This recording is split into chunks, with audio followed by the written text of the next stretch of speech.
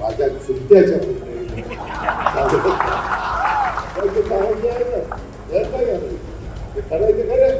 आणि आम्ही त्या मंत्रिमंडळात होतो. साहेब वर्षा बंगल्यावर निघून गेलेले होते आणि आम्हाला सांगितलं होतं, माझी ती पहिली टर्म होती, की हे बिल पास झाल्याशिवाय सभागृह संपवायचं नाही.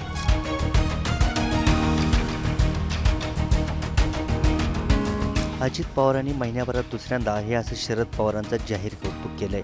छत्रपती कारखान्याच्या निवडणूक प्रचारासाठी बारामतीत सभा पार पडली. यावेळी अजित पवारांनी माझ्या चुलत्याच्या पुण्याईनं उत्तम चाललंय म्हणतात. उपस्थितांमध्ये एकच हशा पिकला. त्यानंतरही अजित पवारांनी आहे ते आहे ना, त्यात काय घाबरायचं, खरं आहे ते खरं आहे म्हणत आपण केलेल्या विधानावर ठाम असल्याचं सांगितलं. त्यानंतर पुण्यातही अजित पवारांनी महिला आरक्षणाचे बिल शरद पवारांनी कसं पास करून घेतलं याचा किस्सा सांगितला.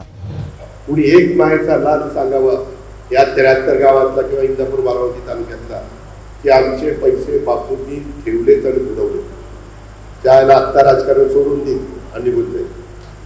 आहे का? तसं अजित पवारचं पण माझा धंदा आणि माझं सगळं कसं चाललंय, चांगलं चाललंय. माझ्या आजोबाच्या पुण्यानं, माझ्या बापाच्या पुण्यानं, माझ्या चुलत्याच्या पुण्यानं काय घाबरायचं, ते करायचं खरं. पहिल्यांदा तुम्ही साहेबांनी दिलेला उमेदवार म्हणून तुम्ही मला खासदार केलं.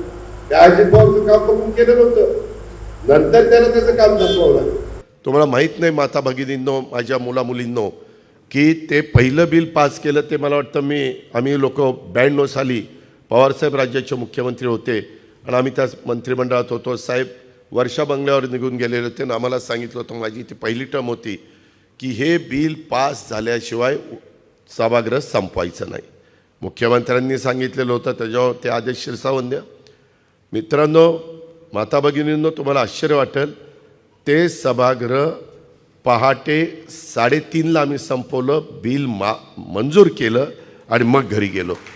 आम्हाला भूक लागली, आम्ही काही जेवणाचं थोडंसं काही मागवलं आणि भीमराव आपण बऱ्याचदा लॉबीत बसतो, तसं लॉबीत बसून आम्ही ते आळीपाळीनं जेवण काही केलं आणि ते सभागृहामध्ये बसून, कारण बिल ज्यावेळेस असतं, महत्त्वाची बिलं असतात, त्यावेळेस एखाद्याने बोलायला सुरुवात केल्यानंतर त्याचं बोलणं संपेपर्यंत त्याला थांबवता येत नाही, ही पद्धत आहे. आणि त्याच्यामुळं ते बराच काळ चाललं. परंतु आम्ही साधारण 11-11:30ला फोन केला वर्षावर आणि सांगितलं, साहेब आज काही होत नाही, अजून बऱ्याच जणांना आपली मतं मांडायची आणि मग बिल अध्यक्ष महोदय याला टाकतील, मंजुरीला टाकतील. साहेब म्हणले, दिवस उजाडला तरी चालेल, आज मला महाराष्ट्राचं महिलांचं बिल मंजूर करून पाहिजे. आणि मग त्या पद्धतीनं आम्ही 3:30पर्यंत थांबलो, ते बिल मंजूर केलं आणि मग घरी त्या बाबतीमध्ये गेलो. बीड दौऱ्यातील कार्यक्रमातही अजित पवारांनी चुलत्याच्या कृपेनं बरं चाललंय असं वक्तव्य केलं होतं. गेल्या काही दिवसात अजित पवार आणि शरद पवार एकत्र येणार असल्याची चर्चा होते. त्यातच एकाच कार्यक्रमाला उपस्थित राहणं, संवाद साधणं, यामुळे चर्चांना बळ मिळतंय. आता तर अजित पवारांनी शरद पवारांवर जाहीर स्तुतीसुमनं उधळलीत. त्यामुळे दोन्ही राष्ट्रवादी एकत्र येण्याच्या चर्चांनी पुन्हा एकदा जोर धरलाय.